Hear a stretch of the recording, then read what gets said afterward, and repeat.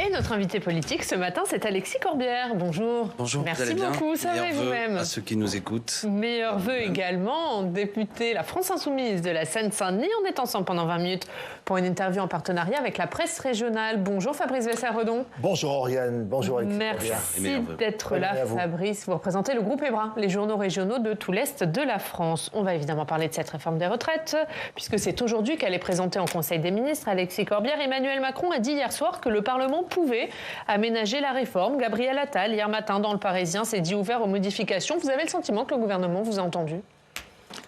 Je crois qu'on a assisté jeudi dernier à une des plus grosses manifestations depuis 30 ans. C'est ça qui fait bouger les choses et vive tous ceux qui sont allés manifester. Gloire à vous, à ce peuple qui se lève. Non mais c'est important parce que je suis parlementaire. Je pense aussi au Sénat. Le travail qui va être fait va être sérieux, mais ce qui va changer les choses, c'est si l'ensemble de la population, dont les études d'opinion nous montrent que 9 salariés sur 10 sont opposés à cette réforme, 68 ou 70% de la population. Donc au bout d'un moment, il y a une question qui est d'ordre démocratique. Et moi, je voudrais insister là-dessus parce que nombre de mes amis ont déjà argumenté pour quelle raison économiquement on pourrait faire autrement, comment il n'y a rien d'urgent, mais il y a un problème démocratique. Et j'aimerais que le président de la République l'entende. Où est le mandat ? On va me dire, c'était dans son programme. Certes, mais il a été élu au second tour.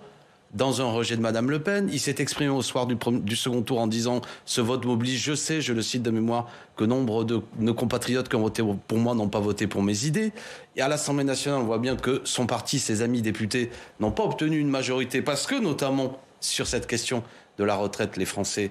Ils ont obtenu une majorité relative, mais ils ont obtenu une majorité. Mais le président de la République dit que le projet a été validé lors des législatives. Alors ça, c'est un sujet intéressant parce que chaque fois, ça fait des polémiques et il est de bon matin, on va pas s'engueuler. Mais c'est quoi une majorité relative ? C'est-à-dire, est-ce que les amis de M. Macron, s'ils déposent un texte, sont majoritaires à l'Assemblée ? Réponse, non. D'accord ? Donc ils ont besoin de trouver des points d'alliance, mais ils ne sont pas majoritaires. Alors qu'il était précédemment. Pour quelles raisons ? Ils ont perdu beaucoup de députés, sans doute aussi en raison de leur programme. Ce que je veux dire par là, c'est que Monsieur le Président de la République doit faire attention à une chose. C'est que si, quand quelqu'un est opposé à l'extrême droite, qu'on invite les électeurs à dire « Vous n'êtes pas totalement d'accord avec moi, mais le rejet de Mme Le Pen ou de l'extrême droite doit amener à voter pour moi. » Si une fois que le tour de passe-passe est passé, on leur dit en vérité « C'était mon programme », qu'est-ce qui va se produire ? Que les gens ne vont plus aller voter pour faire barrage à l'extrême droite. Donc, Monsieur Macron, et c'est déjà ce qui a eu lieu dans certaines élections. C'est-à-dire que ce qui était suite notamment à notre histoire douloureuse de la Seconde Guerre mondiale, il y avait une tradition politique qui consistait à dire « je suis en désaccord avec ce candidat, mais je ne souhaite pas l'extrême droite ». Si Monsieur Macron brutalise le peuple et lui dit « en vérité, vous étiez d'accord avec mon programme, même si jamais je n'ai obtenu une majorité sur mes idées », ça aura des conséquences. Là, vous avez l'impression qu'il brutalise ? Ah, totalement. Parce que lui dit qu'il a déjà amendé, il a fait campagne sur les 65 ans, là on est à 64. Et les Français vont devoir travailler 2 ans de plus. Et il brutalise d'autant plus sur un point que je vais aborder avec vous ce matin. Et le Conseil constitutionnel est alerté.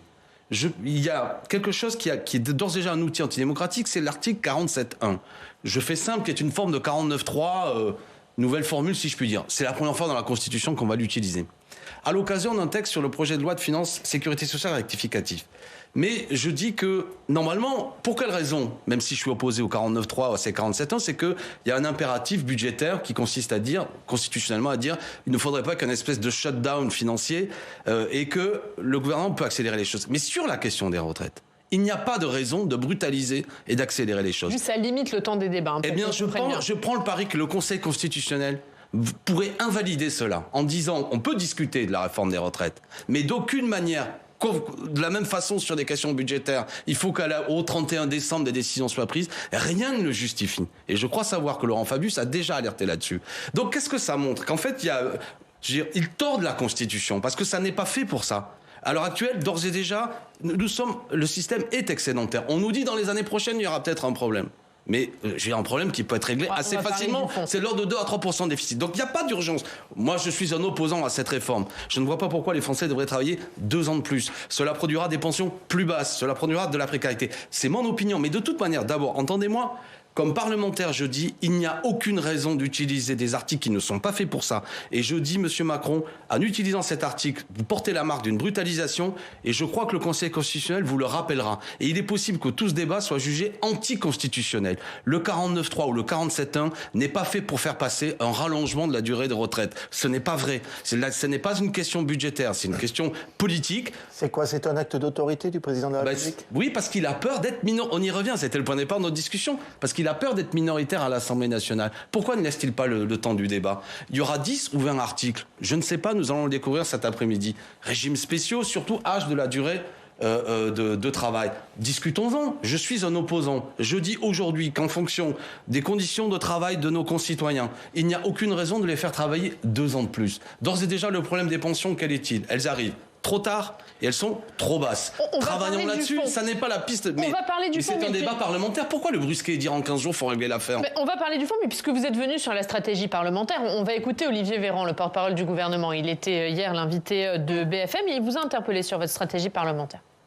Nous souhaitons évidemment que ce débat parlementaire, et les Français sont très attentifs, et nous aussi, à ce que les députés puissent se saisir de ce texte, le travailler et le modifier. Et c'est sûr que si vous avez un groupe qui arrive et qui vous balance des dizaines de milliers d'amendements pour vous empêcher d'examiner le texte, alors là, je vais vous dire une chose, s'il y a 70 000 amendements, vous auriez 4 ans de débat au Parlement, c'est-à-dire qu'on ne ferait que ça dans le pays pendant 4 ans, on n'arriverait pas au bout. Donc je dis vraiment au groupe d'opposition, laissez les parlementaires débattre, ils ont besoin de le faire, nous avons besoin qu'ils le fassent et les Français l'attendent.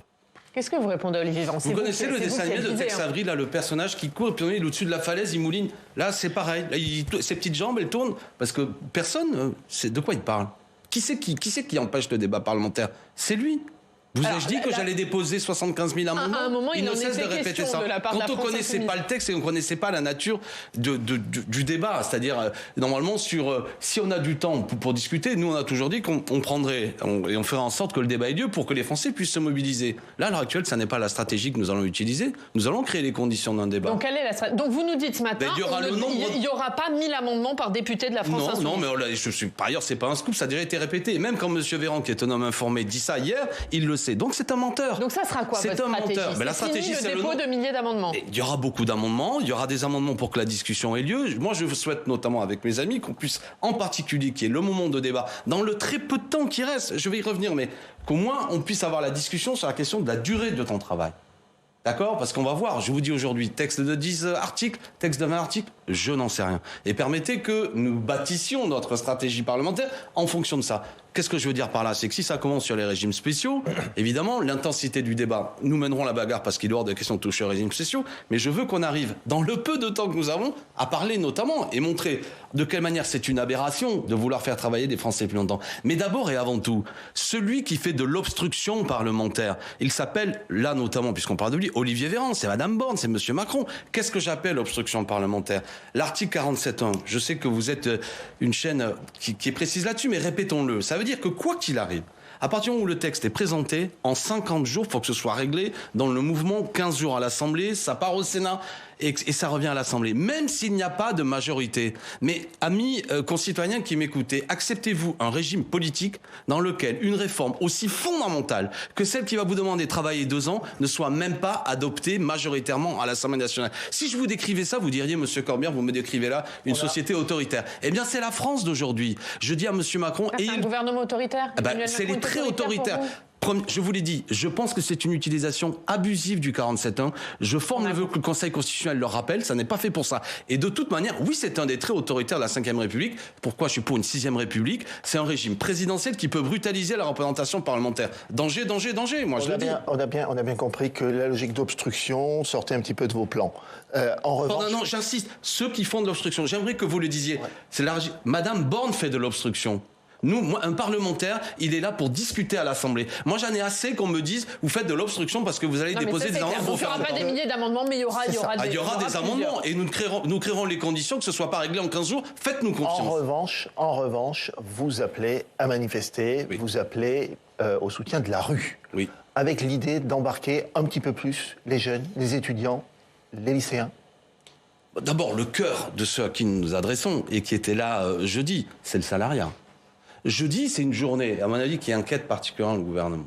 c'est que ceux qui sont allés manifester ne sont pas seulement, les secteurs traditionnels de ceux qui manifestent. Je pense notamment à la pointe avancée du salariat, souvent dans la fonction publique où il y a un taux de syndicalisation. Ce qui, moi, m'a impressionné, je dis, c'est qu'il y avait des entreprises privées qui sont venues.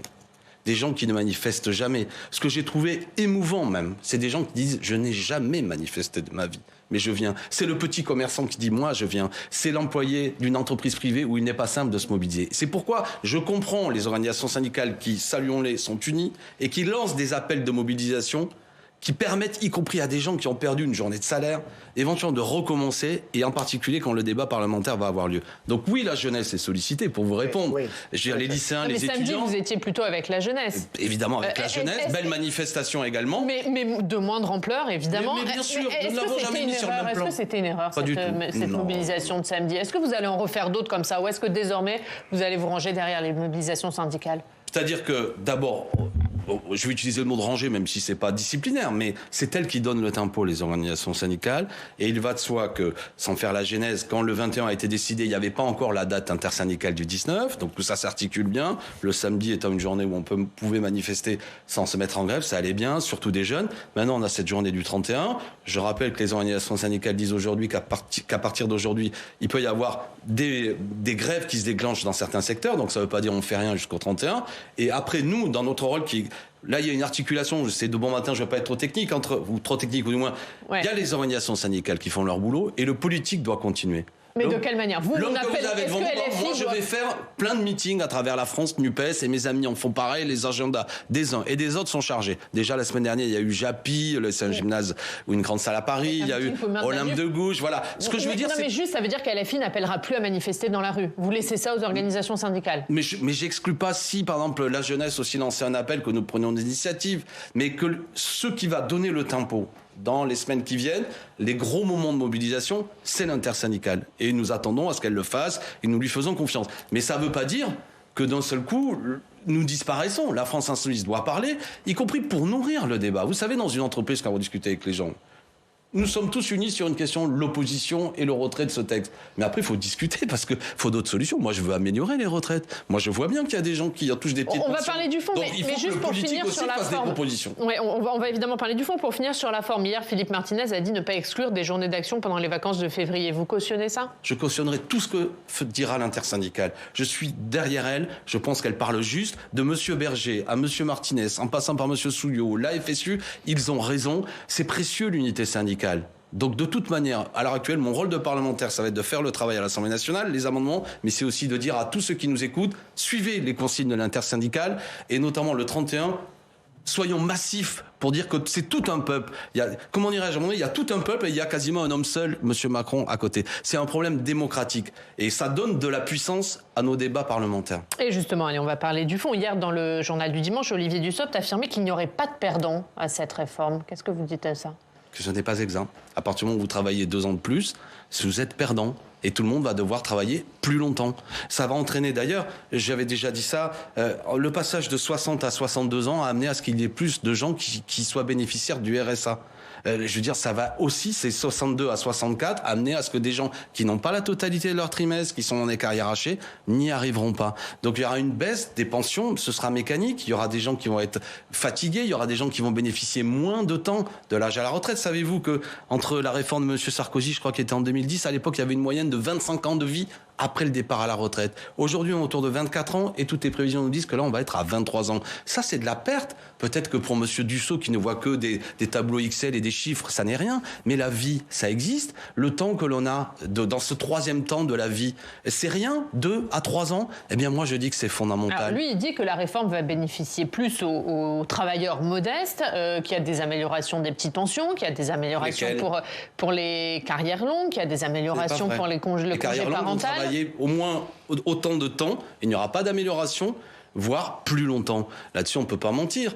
Je veux dire, y compris les 1 200 euros qui sont répétés à l'envi comme si c'était une grande chose. Premièrement, c'est 1 200 euros brut, en vérité 1 150 net. Ça va une petite augmentation, c'est toujours ça de bon, d'une centaine d'euros, mais qui était déjà dans la loi Fillon. On n'a pas attendu, qui n'était pas mise en application par les mêmes depuis 5 ans. Le gouvernement dit que ça n'a pas été mis en œuvre, c'est nous qui le mettons en œuvre. Mais pourquoi depuis 5 ans il ne le fait-il pas? Puisque c'est ce qu'il faut faire. Et je rappelle, les gens, pour gagner 100 euros, ils vont devoir travailler 2 ans de plus. Et tous les chiffres sont là pour nous démontrer que ces 2 ans sont particulièrement supplémentaires, sont particulièrement durs pour ceux qui travaillent le plus dur. Vous savez, pour un cadre, il y a des tas de gens, et je me range dans cette catégorie. Je veux dire, sans doute que quand vers 64-65 ans, si la santé m'a été préservée, je peux continuer à être en activité, vous aussi. Enfin, je ne veux pas parler à votre nom, mais quand on a des travaux plutôt intellectuels, c'est même le moment de la vie où on se sent le plus en ayant amassé de connaissances. Mais pour beaucoup de nos concitoyens, au moment où le corps ne suit plus, est-ce qu'on peut parler de l'âge en bonne santé, 62,7 ans, je crois, pour un homme, c'est déjà la moyenne. Donc, si vous rallongez à 64 ans, les gens seront physiquement de plus en plus abîmés. Donc, on est là face à quelque chose qui est fondamental. D'où vient cette idée que face aujourd'hui à la situation, dans un pays qui a accumulé les richesses, il n'y aurait aucun effort qui serait demandé aux entreprises pour éventuellement augmenter les cotisations de 0,7%, par exemple? Pour quelle raison ne se mettrait pas un terme aux exonérations de cotisations de notre système des retraites? Ça coûte quand même 2 à 3 milliards chaque année d'euros. Là-dessus, aucun effort n'est demandé. La seule chose qui est demandée aux travailleurs, c'est travailler plus.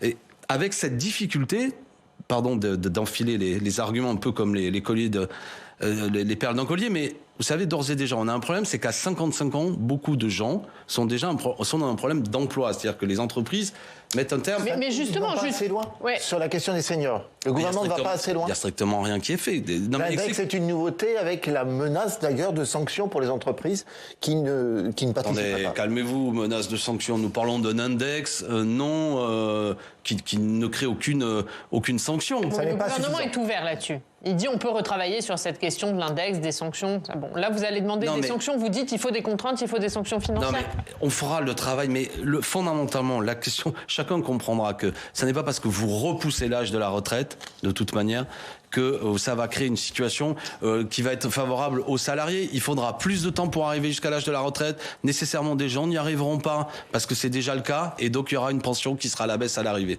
Un dernier mot, puisque des députés MoDem veulent proposer un allongement de la durée de travail hebdomadaire. Ils veulent passer de 35 heures à 35,5 heures. Ça fait 30 minutes de plus par semaine. Qu'est-ce que vous pensez de cette idée? Mais où est le sens de l'histoire? Enfin, non, mais discutons-en, hein. Je veux dire, dans un pays qui est riche, qui accumule des richesses, les Français ont constaté cet été le thème des surprofits, des grandes inégalités. C'est quand même le sujet. Aujourd'hui, monsieur Bernard Arnault gagne en 6 secondes ce qu'un salarié, je crois, gagne en une vie, en un an de travail. Enfin, on peut discuter de ça, des inégalités. Est-ce qu'on peut revenir, j'avais déjà évoqué devant vous, à des grandes idées, le partage des richesses, on produit des richesses, la productivité des travailleurs français, tout de même, on n'est pas un pays secondaire, la productivité a augmenté, etc. Et est-ce que ce qui nous est proposé, élection après élection, c'est travailler plus longtemps, sur la vie, travailler plus dans la semaine? Dans quel but? Je veux dire, pourquoi? Vous savez, on n'est pas que des bêtes de somme. Nous ne sommes pas que des gens en situation de productivité. Notre capacité à vivre, à aimer, à se cultiver, c'est aussi quelque chose qui est précieux, même si c'est pas marchandisé. Est-ce que pour discuter de ça, ou est-ce que j'apparais comme un hippie immédiatement qui vient, les cheveux longs, ne voulant rien faire? Non, j'ai seulement envie d'une société juste, avec un partage des richesses, un partage du temps, et pas l'idée que tout ce que nous produisons profite à une minorité, et chacun n'a pour ambition qu'éventuellement de travailler plus ou plus longtemps. Moi, je ne suis pas d'accord. On va parler du pouvoir d'achat. Oui, on va parler du pouvoir d'achat. Le gouvernement réfléchit à un panier anti-inflation, des prix bloqués, plafonnés sur 10 produits. Première nécessité, ça va dans le bon sens selon vous? Oui, on va regarder dans le détail, c'est un peu cocasse parce que quand nous leur avons proposé ça, de bloquer des prix de première nécessité, on nous a dit c'est impossible. Quasiment, c'était la Corée du Nord que nous proposions. Nous étions... Ils ont retenu votre proposition. Pardon? Ils ont retenu votre proposition. On va voir. Moi, je veux dire... Là, ils demandent aux grands distributeurs de vendre une vingtaine de produits quasiment en prix coûtant. C'est pas très coercitif, on va voir. Moi, je veux dire, quand on mène une bataille politique, j'entends, hein, je veux dire, je suis... qu'on soit pacifique, qu'on essaie de régler nos problèmes dans un pays de grande tension en n'exagérant pas la violence. Mais en fait, il y a des batailles idéologiques qui sont importantes. Je veux dire, donc, et qui permettent qu'après, qu'on puisse l'emporter sur le plan de la loi. Moi, quand on met des idées depuis le début, nous les portons avec la France Insoumise et Jean-Luc Mélenchon, qu'il faut bloquer des prix de première nécessité, qu'on nous dit c'est impossible, et que progressivement, on en vient à dire, parmi la grande idée, après 6 mois de retard, et le fait que l'inflation, non seulement est de près de 6%, mais en vérité de 12-13% pour des produits, si on me dit on va demander à avoir des prix pourquoi pas? Je demande à voir dans la réalité ce que c'est, la qualité des produits, est-ce que vraiment c'est efficace, dans quelles conditions. Mais je veux dire, déjà idéologiquement, nous marquons le point. Mais que de temps perdu, c'est ça qu'il y a de plus triste. L'autre actualité hier, c'était cette grande journée pour célébrer les 60 ans du traité de l'Élysée. Olaf Scholz était à Paris avec Emmanuel Macron. Emmanuel Macron qui entretient un peu le flou sur la livraison de chars Leclerc à l'Ukraine. Il a dit hier, rien n'est exclu. Est-ce qu'il faut livrer ces chars Leclerc à l'Ukraine? Moi, je pense qu'il faut aider le peuple ukrainien. Alors, quand je dis ça, commençons par l'essentiel. Poutine est l'agresseur. Faut-il le répéter? Mais parfois, paraît-il que je ne dis pas, et mes amis assez clairement. Il est l'agresseur et il a déclenché une situation d'une grande tension. Il faut aider le peuple ukrainien et il faut que les troupes russes quittent le territoire ukrainien. Une fois que l'on a dit cela, on doit bien sûr apporter notre aide. Y compris la Crimée? Moi, je serais pour qu'il y ait, et j'en arrivais là, des initiatives de paix qui soient prises, dans lesquelles on puisse mettre, bien sûr, l'Ukraine devra être entendue, mais l'agresseur russe aussi, c'est le propre de négociations de paix. Même les agresseurs doivent participer à la sortie et qu'il y ait une discussion politique qui puisse avoir lieu, diplomatique. Dans ce cadre-là, que demande M. Poutine? Quelles sont les lignes rouges fixées par les Ukrainiens et comment la communauté internationale, éventuellement la France, peut essayer de trouver une solution pour qu'au plus vite les armes s'arrêtent? Ce que vous mettez est un point de discussion. Est-ce que les Ukrainiens considèrent que c'est la condition absolue sans quoi la guerre continuera et que ça signifierait même une offensive allant jusqu'à ce que la guerre se poursuive même sur le territoire russe, etc. Moi, à ce stade, ce que je veux dire, c'est pas une manière de... je ne veux pas... Premièrement, nous ne sommes pas en responsabilité. Ce que fait la France, nous apportons une aide. Dans quelle mesure faut la calibrer?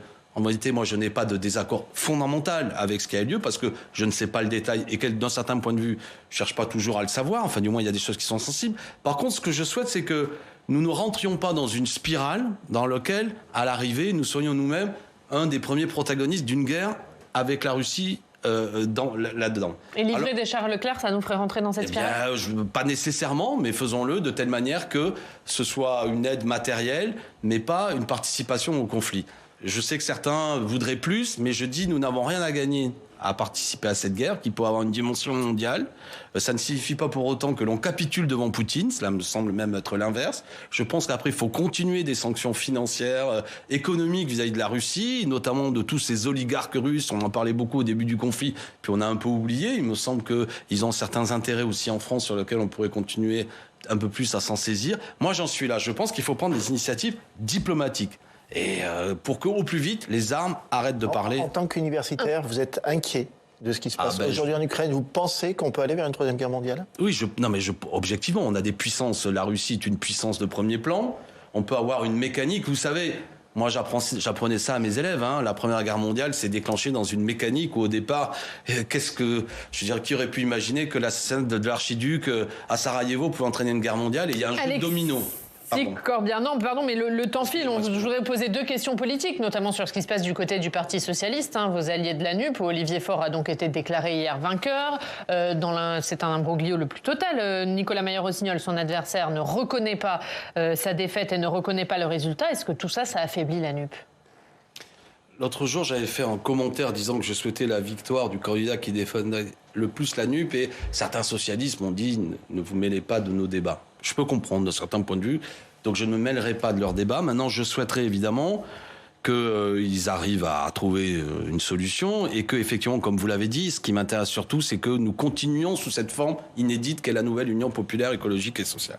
Donc j'espère que leurs débats arriveront à atterrir, comme on dit un peu familièrement, et que nous continuerons à agir ensemble socialement, là, à cause de la bataille des retraites, à agir ensemble électoralement. Je suis assez favorable à ce que nous nous retrouvions encore sous des formes d'union à l'occasion des échéances électorales. Mais quand bien même leur débat atterrit, enfin le résultat atterrit, comme vous dites, il y aura quand même la moitié des militants socialistes qui auront voté pour le candidat qui est un peu opposé à la NUP quand même. Est-ce que ça affaiblit bon, je ne veux pas faire le malin, parce que, y compris des gens qui sont proches de M. Mayer-Rossignol, m'ont dit que, notamment des sénateurs qui sont ici, m'ont dit qu'ils n'étaient pas opposés à la NUPES. Donc c'est un peu compliqué parce qu'il y a le totalement NUPES et il y a le NUPES, mais pas exactement le même type de NUPES dans les deux candidats. C'était Madame Geoffroy qui portait vraiment une ligne totalement hostile et elle a fait un score tout à fait bas. Donc je pourrais aussi, après tout, soyons optimistes, dire que c'est deux candidats qui sont pour l'Union, pas avec la même intensité.